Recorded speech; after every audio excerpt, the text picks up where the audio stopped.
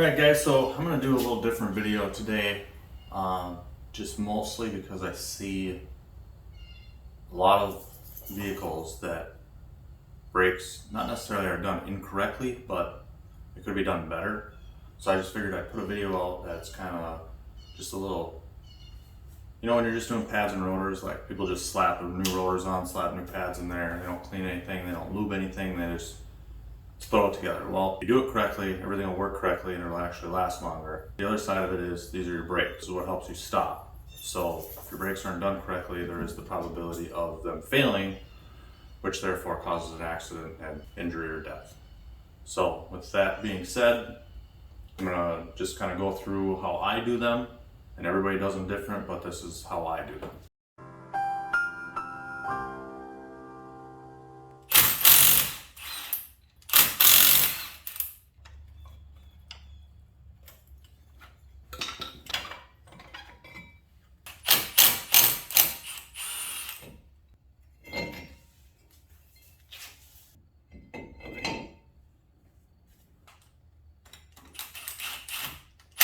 Okay, so sometimes, like this vehicle's pretty new. So like these are like very good. Well, that one came out. But I mean, they're clean. And there's plenty of grease. We could put a little more grease on them. But we don't need to. I mean, they suck themselves in, So, we're not gonna worry about those. Now I take and I scrape these areas where the clips go, just so they fit in there nice, because like I run into problems where like you put them in and then like the pads are tight, like they just fit tight. So if you just clean them right away and then put your new clips in, they're gonna fit every time. It's gonna work well.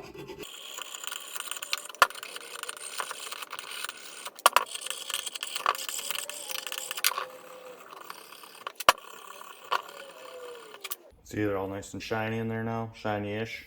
There's no crusties in there.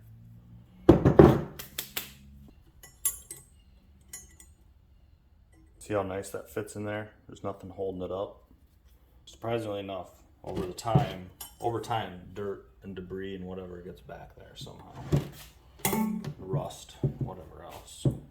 Now this is the lube that came with the pads, so we're gonna use that. Otherwise we can use like Sil Glide or something like that. Realistically, any grease is better than no grease. But you don't want to be like putting a bunch on. But anywhere there's gonna be metal on metal, that's where I put this. So now I was compressing this caliper in, and you see this boot, how it pushed out here? So sometimes I've noticed where people don't notice that. I don't know how you don't notice it, because it like sticks out. But now if you go to try to put this on, it's gonna probably try to tear that boot. So just make sure that you push that back in so you don't damage it. Then you have to either rebuild the caliper or replace. Okay, so I cleaned up these. It's because I'm gonna put grease on here. Like I said, anywhere contacts. Because like, surprisingly enough, that pad moves back and forth. And to show you what I mean, I don't know if you can see this real well. Let me see if I can turn this. But you see how worn that is in there? That's from the pad moving. So if there's not a lubricant there, there's a potential to make noise or whatever else, So we're gonna clean that up and put lube in there as well.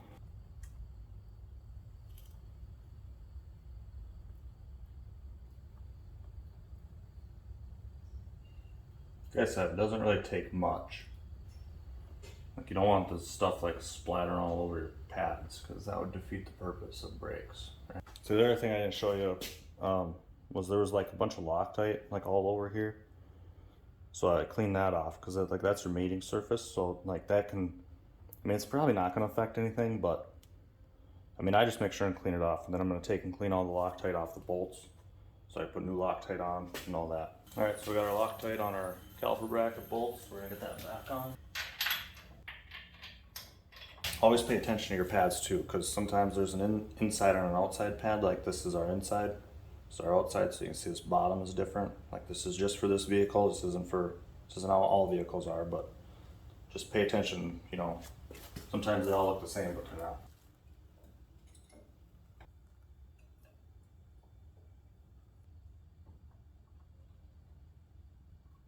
These aren't Loctited from the factory, but I say better safe than sorry, so. Next guy will probably be mad at me, but it'll probably be me, so I guess I'll be mad at myself.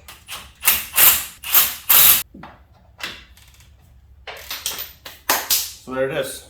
All right, so it's all back together. Make sure you torque your lug nuts because you don't want your wheel to fall off. We've done both sides, obviously. So, yeah.